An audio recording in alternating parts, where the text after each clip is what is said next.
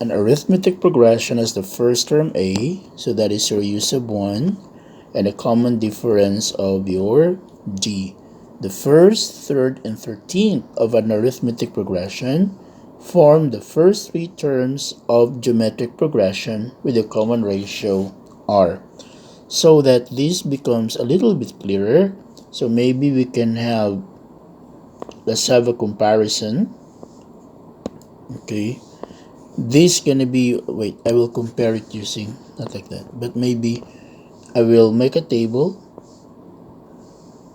This is the arithmetic progression, and it says, oh, geometric progression, sorry, geometric progression. And the first term of the geometric progression we all know is a.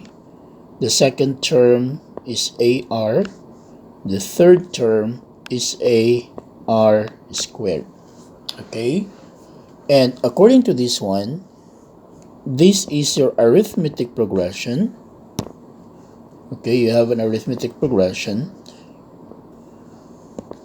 The first term of the arithmetic progression is A, and the third term of the arithmetic progression is A plus 2D. Okay? And the 13th term of the arithmetic progression is A plus 12D. Alright, so what is the question? This geometric progression, according to this one, is the ratio of R. Yes. Express D in terms of A and find the value of R. If you want to say express D in terms of A, meaning to say you must create an equation D is equal something with some expression about A.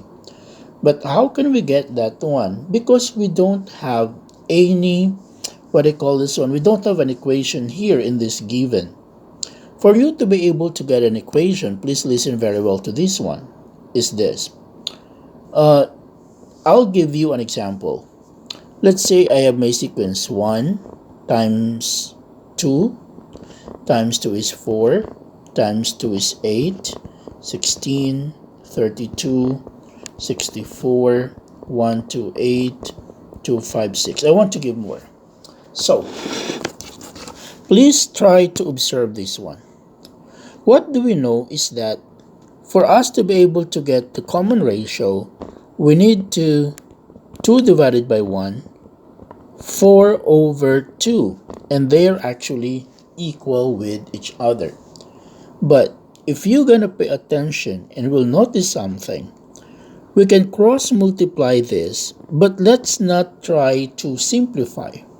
So this will be 2 to the power of 2, okay, and that's equal to 1 times 4.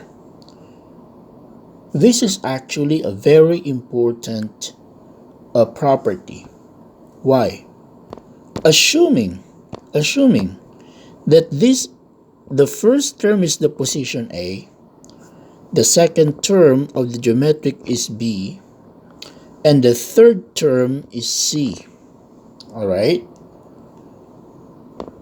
If your 2 is B, then this will be B squared. Correct? This is your A, the first term, and this is the third term, which is C. Take a look that B squared is equal to A times C. Let's try to check if that is always correct. So let's check any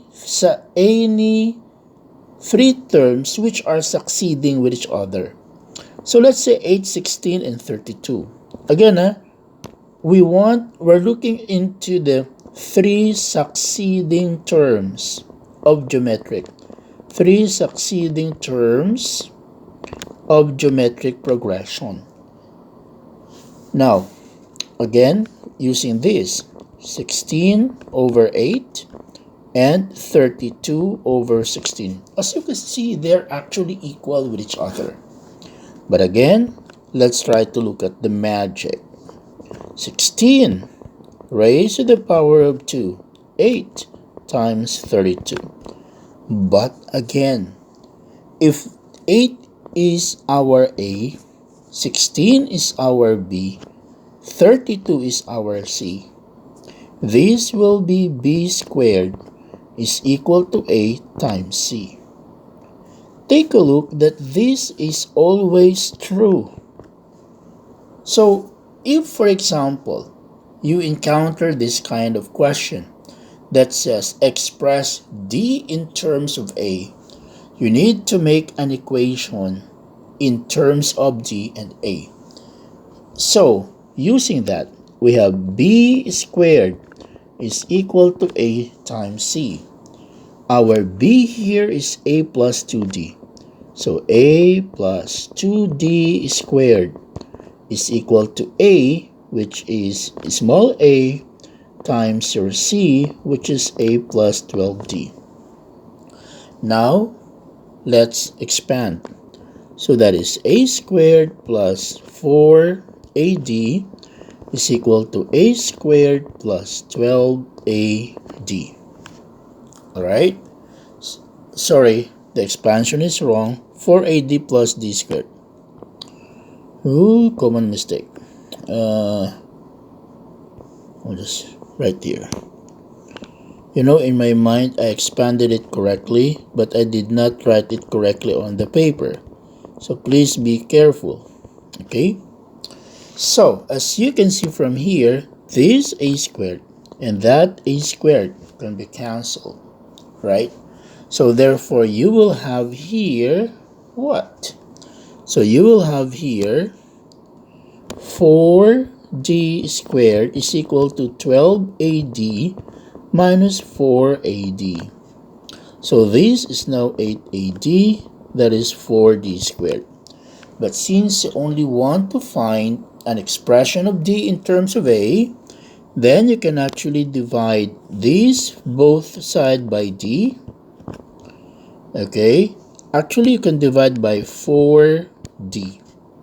So therefore this will be cancelled. So this is now D is equal to 2 times A. So this is now our answer.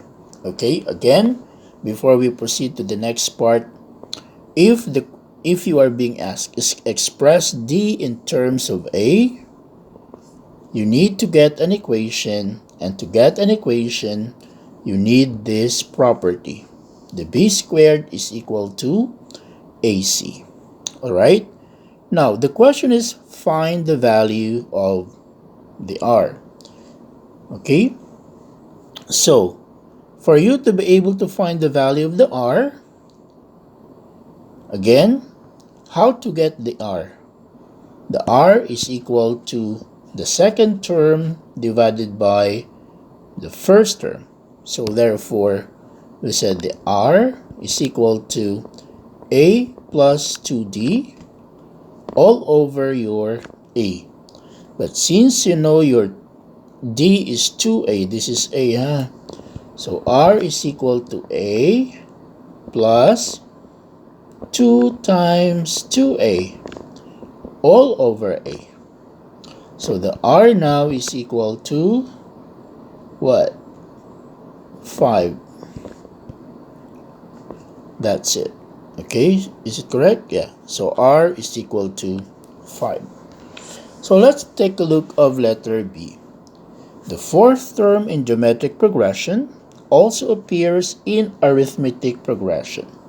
Determine which term it is. So the fourth term of the arithmetic progression is AR cubed. And that one is also in arithmetic progression. But we don't know which term does it fall in arithmetic progression.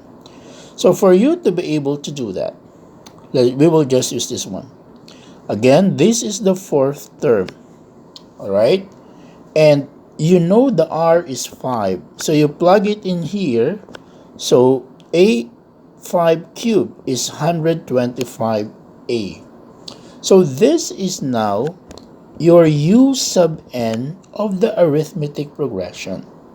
But what is the formula for that u sub n? That is actually a plus n minus 1 times d.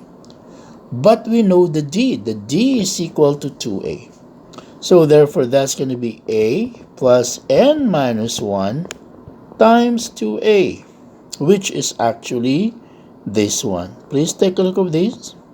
Okay? Therefore, when you solve this one, the n will give you 63. So the fourth term of the geometric progression is the 63rd term in the arithmetic progression. Again, please don't forget this property. B squared is equal to AC. Have a good day.